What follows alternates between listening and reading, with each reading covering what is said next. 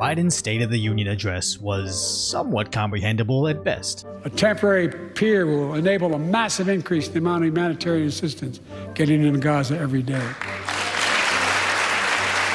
To which his congressional simps were falling over each other like this is North Korea and he's Kim Jong-jo. You are on fire. You are on fire. Nobody's going to talk about cognitive impairment now. Yeah. You are on fire. I kind of wish sometimes there was cognitive impairment. But what exactly was Biden on to get him through an entire night of grueling teleprompter reading? Well, President Trump has first-hand experience in delivering State of the Union speeches, and his social media account gave us some insight as to what's really happening on scene.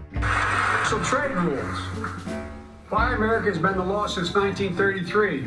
Also caps and won't even go into effect until 2025. And by the way, that law was written. And my personal favorite, Biden in 4K.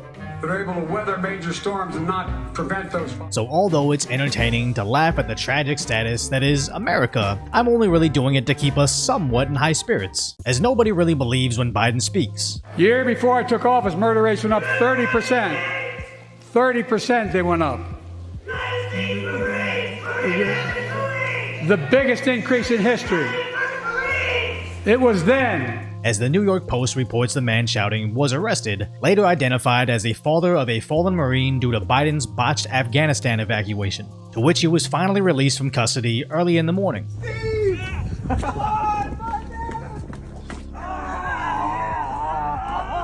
And it's just such a bad look for a president that's often called a dictator to be arresting Gold Star parents so he can peddle his lies in peace. And why do they think it was a good idea to invite him in the first place? Everything from the disaster in Kabul, the checking of his watch, and the patting himself on the back over his so-called success should almost guarantee that the parents will be angry at him, and the only reason this took them by surprise is because they literally have zero attachment to reality. So when Congresswoman Marjorie Taylor Greene interrupts him, he doesn't even know her name. Not really.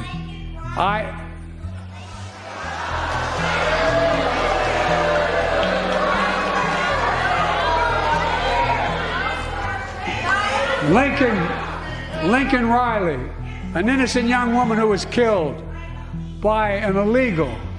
That's right. But how many of the thousands of people being killed by illegals? To which Laken Riley's mother was understandably irate on social media, calling him pathetic. But the Democrats were more worried about the classification of her murderer. Now, he should have said undocumented, but that's not a big thing. But you do think that he should have said undocumented? That wasn't going to be my question. Well, we usually say undocumented. He said it. As CNN falls in line as well. Joaquin Castro has said, this using that word and illegal, dehumanizing is problematic. What did you make of that? Well, that's probably true. He probably should have used a different word, and I think he would know that. But Biden has no idea where he is either. Do you regret using the word illegal to describe immigrants last night, sir?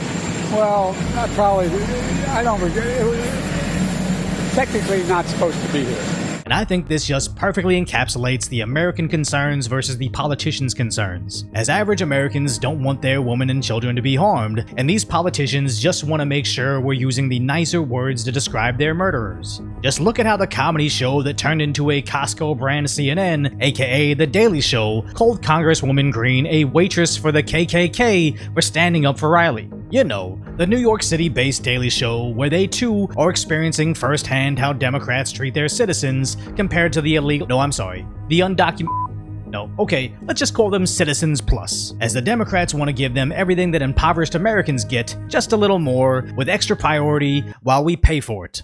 And his political parasites just suck it all up. Smoking Joe Biden was on fire during the State of the Union address. He was lit. Yes, it's so lit when he does this. You gotta keep pushing what you're doing about humanitarian stuff and all this stuff. So I told him, baby, show me pieces. Baby, you know I should come. Sure, just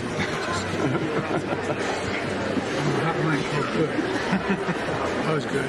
With really no response to it. Why does Mr. Netanyahu need a come to Jesus meeting? What are you hoping to achieve? I didn't say that in the speech.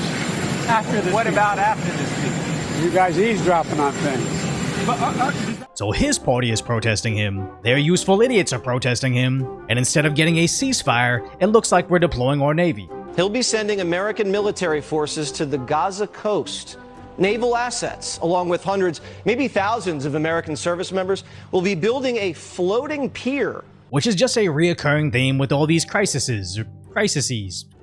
Whatever. Whether it's our border, inflation, Eastern Europe, or now the Middle East, it really seems that these issues are caused by our own actions, and the only resolutions provided seem to exacerbate the problems that we caused in the first place. And isn't it just an innocent little coincidence that every single solution results in so many billions being printed that a Big Mac meal now costs over $15? Because let's just break down how the Democrats are demanding that other Democrats enact a ceasefire. Biden won't do that, but we'll spend billions of dollars in aid for a country that we also help bomb, allegedly of supplies that their residents are actually not allowed to eat due to their religion, and then we follow it up with a failed airdrop that crushes and ends the lives of several. So I'll never understand the activists angry at our own government's mistakes, but think the best solution is to give the government more money. As if the last $100 billion wasn't enough, maybe an additional $10 billion will suddenly make them competent. Spoiler alert, it never has, it never will, but then again, I don't expect much from people that see this and say, Fire. Lit. Undocumented. So if you laughed or maybe even learned something, hopefully I've earned your subscription, then go check out the video on how the mainstream media knows about the migrant murders but are trying to make a joke out of it.